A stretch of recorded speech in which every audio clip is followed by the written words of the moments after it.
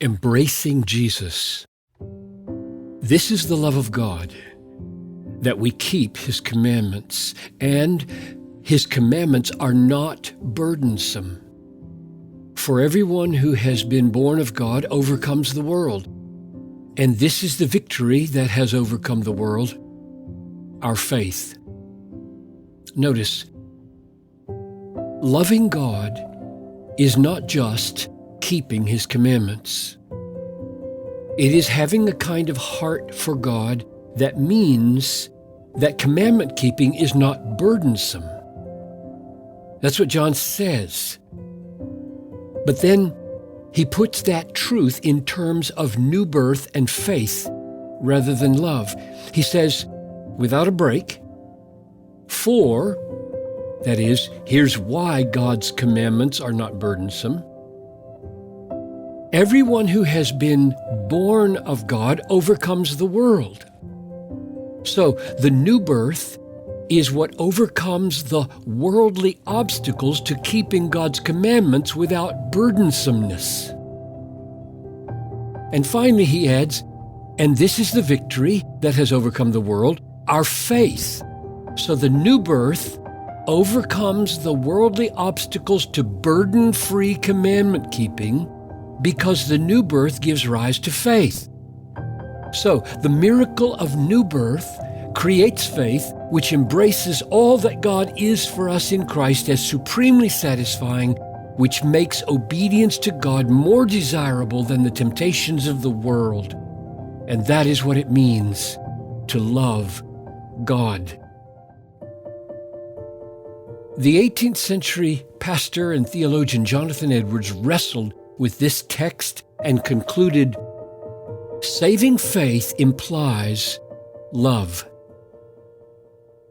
Our love to God enables us to overcome the difficulties that attend keeping God's commands, which shows that love is the main thing in saving faith, the life and power of it, by which it produces great effects.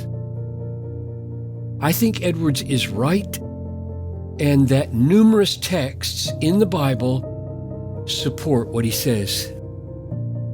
Another way to say it is that faith in Christ is not just assenting to what God is for us, but also embracing all that He is for us in Christ. True faith embraces Christ in whatever ways the Scriptures hold Him out to poor sinners. That's another quote from Edwards. This embracing is one kind of love to Christ, that kind that treasures Him above all things.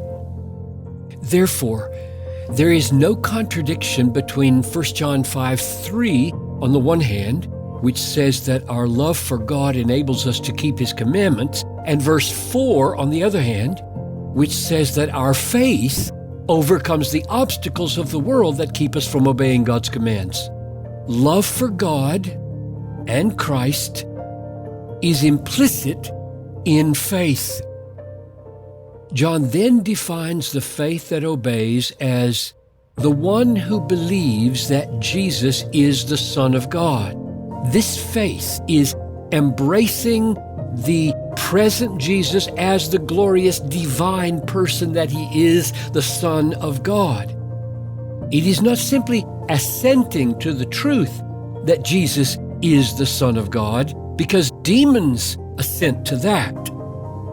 They cried out, "What have you to do with us, O Son of God? Have you come here to torment us before the time?"